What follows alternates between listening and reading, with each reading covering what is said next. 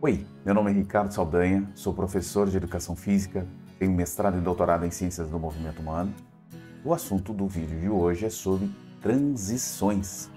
Sabe aquele texto em que os parágrafos não têm relação entre eles? Parágrafos que, se retirar qualquer um do texto, não vai afetar o todo? Aquele parágrafo sem pai nem mãe? Você se preocupa com as transições entre os parágrafos?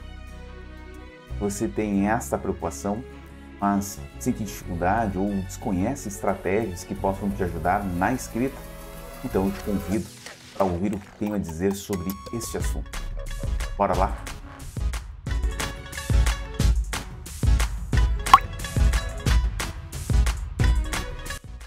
Antes de iniciarmos, ajude a impulsionar nossos vídeos na plataforma se inscrevendo no canal. Você também pode ajudar nosso canal através do Pix do FIConvim. Qualquer quantia nos ajuda a manter o canal ativo. Nós também temos um canal no Instagram com diversos conteúdos sobre trabalho de conclusão de curso e conteúdos que envolvem a área da saúde e da educação física. Você não vai se arrepender. Se você estiver precisando de ajuda no seu trabalho de conclusão de curso, nós temos 2 tipos de mentorias e 2 cursos que poderão te ajudar na escrita do teu trabalho de conclusão de curso. Vamos começar? A primeira coisa que você precisa entender é que, normalmente, um parágrafo deve conter apenas uma ideia.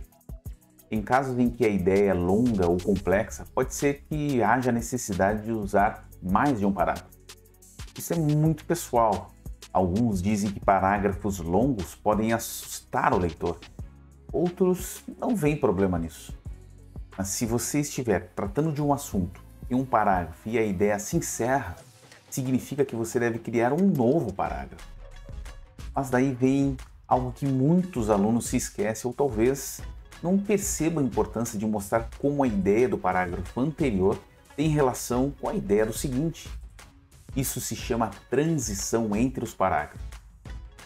Por exemplo, digamos que você queira mostrar no parágrafo seguinte um paralelismo ou semelhança ou continuidade entre as ideias.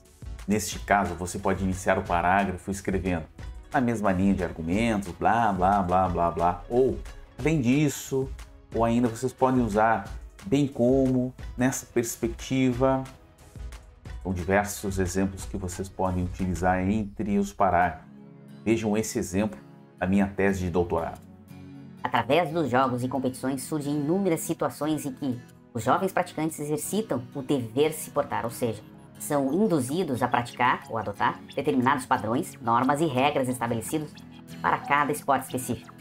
Esse regramento, entretanto, vai muito além do que aquele estabelecido pelo próprio jogo, pois se estende ao comportamento social exigido e imposto pelo meio esportivo como um todo. O não cumprimento dessas regras resulta em desaprovação tanto por parte dos colegas quanto dos professores. Novo parágrafo. Nesta perspectiva, a responsabilidade do professor não deveria se restringir apenas ao desenvolvimento de gestos motores perfeitos ou adequados em determinadas modalidades. E aí continua o parágrafo. Perceberam a transição de continuidade entre os parágrafos? Se for o caso em demonstrar uma contradição entre as ideias apresentadas entre os parágrafos, vocês podem usar não obstante, fulano discorda, blá, blá, blá, blá, blá. Ou, no entanto, ou contudo, porém, entretanto, do contrário. Vejam mais um exemplo que tirei da minha tese de doutorado. Neste tipo de orientação, conforme Weinberg, os alunos ou atletas são estimulados normalmente para a busca do sucesso em termos de comparação com os outros. Assim, o professor incentiva e promove comportamentos antiéticos para a busca por vitórias através de condutas socialmente negativas. Os autores mencionam que este comportamento está baseado na crença de que se os outros estão trapaceando, eu também posso trapacear. Novo parágrafo. Do contrário, se as aulas forem conduzidas para uma avaliação do processo, eles teriam uma orientação tarefa.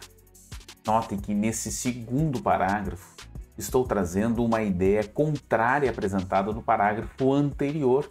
Agora, se for uma transição que indica tempo, você pode iniciar o parágrafo ou frase da seguinte maneira.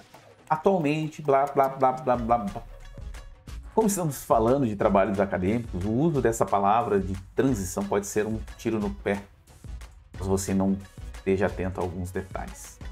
Por exemplo, digamos que você esteja lendo um artigo ou livro de 10 anos atrás e neste texto existe uma frase que se encaixa perfeitamente no seu texto. No entanto, essa frase inicia assim: atualmente, estudos têm demonstrado que blá blá blá blá blá. Vejam, transição que indica tempo. Só que este tempo é de 10 anos atrás. Você não poderá usar essa afirmação no seu trabalho. Mas por que, professor? Em 10 anos, muitas pesquisas são realizadas e são publicadas. Pode ser que essa afirmação do livro, do artigo, seja uma informação desatualizada ou, caso a informação seja atemporal, daí talvez não tenha problema. Mas fiquem atentos. Minha sugestão é que vocês usem a informação do texto, mas busquem textos mais recentes para citar. Outro detalhe importante é que você não deve esquecer de citar a fonte de onde se está retirando essa informação. Se você tiver dúvidas em como fazer isso, eu vou deixar um card aqui para vocês, para que tenham acesso a um vídeo que ensina a fazer isso. Sem essas transições, o leitor ficará perdido, além de perder o interesse na leitura. Você está escrevendo seu trabalho de conclusão de curso ou dissertação de mestrado e quer que a banca compreenda e tenha fluidez na leitura, precisa considerar o que estou dizendo aqui. Um exercício que você pode começar a fazer é de preparar o terreno a que se segue, ou seja, na última frase do parágrafo, dar uma ideia do que será tratado no seguinte. Veja um outro exemplo da minha tese de doutorado. A moral, por um determinado período, foi compreendida como um conjunto de deveres a serem seguidos. Mesmo havendo estas premissas, o que irá determinar uma conduta como boa ou ruim será a razão. Essa razão é traduzida em sentimentos de alegria, raiva ou tristeza e a perspectiva de sentimentos que integram a personalidade de uma pessoa irá impulsionar a uma ação moral. Novo parágrafo. A ação moral está ligada ao raciocínio moral e aos processos de tomada de decisões. Veja, o parágrafo continua. Notem que ao final do primeiro parágrafo veio a ideia do que seria tratado no próximo, ou seja, a ação moral. Não se assustem se vocês não conseguirem.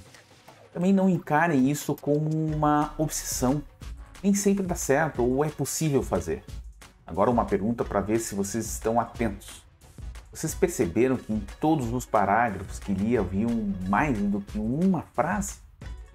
Esta é outra regra que vocês devem seguir. No mínimo deve ter 2 frases, no mínimo 2 frases. Se não queres encarar como uma regra, então encare como um conselho. Os parágrafos devem ter começo, meio e fim. Eu costumo escrever os parágrafos com no mínimo 3 frases. A primeira frase é a introdução do parágrafo, ou seja, nela preciso apresentar o que pretendo relatar. A segunda frase eu desenvolvo a ideia. Dependendo do caso, pode ter 1 ou 2 frases. E a terceira, a conclusão. E se você quiser dar uma ideia do que será tratado no próximo, tudo bem. Do contrário, apenas finalize a ideia.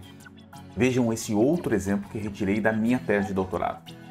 Observa-se que a literatura confere maior destaque às pesquisas sobre valores e atitudes nos esportes competitivos. Entretanto, da mesma forma que o esporte competitivo, o esporte de cunho social visa despertar nos sujeitos o interesse por outros valores, através de ações mais voltadas para a formação do caráter, desenvolvimento da autonomia, inclusão social, respeito às diferenças, entre outros objetivos.